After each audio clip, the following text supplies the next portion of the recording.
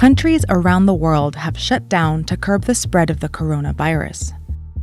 But in South Korea, people are starting to come back out on the streets. Starting in late February, South Korea was reporting a sharp increase in coronavirus cases. With over 5,000 infected, they were registering some of the highest numbers of confirmed cases in the world. But then something changed. While cases in most other countries continued to rise, Korea's numbers started leveling off. Look at how this curve starts to bend. It indicates that Korea managed to contain the spread of the virus early on. And they were able to do it because they learned a valuable lesson a few years ago, when they fought a different coronavirus outbreak.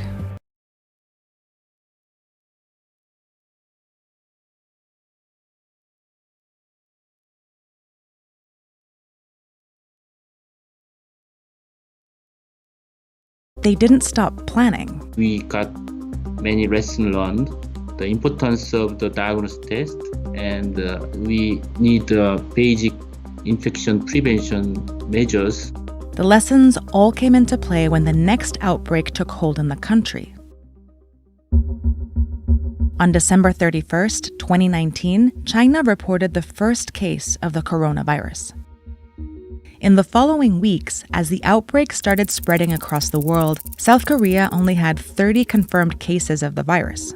But despite the low numbers, health authorities had already started working with biotech companies to develop a test for the novel coronavirus. And soon, they had thousands of test kits ready to go. Lesson learned from MERS outbreak in 2015. First one is the diagnostic test is very essential. We developed a lot of diagnostic tests and distribute in every hospital.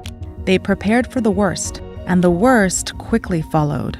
By late February, the total number of coronavirus cases rose dramatically, crossing 3,000.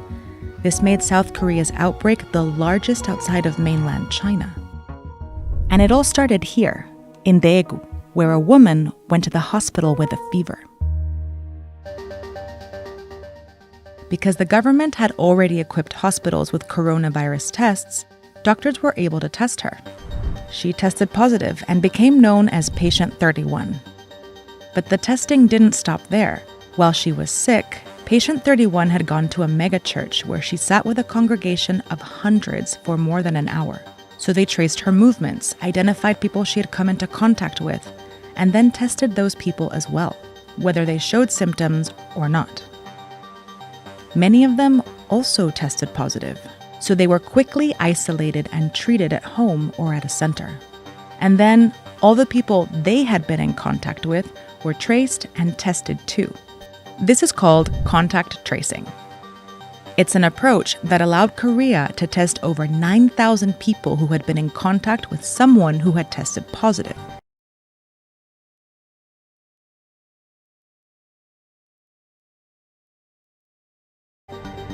After Daegu, Korea ramped up testing around the country.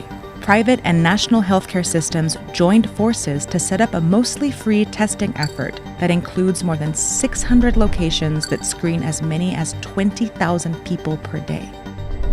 Through this system, when anyone tests positive, the government is able to test and trace their contacts to continue to break the transmission chains of the coronavirus on a large scale. But that's just the human-to-human transmission. The infected person may have moved through the city, touching subway poles and door handles. And South Korea had prepared for this too.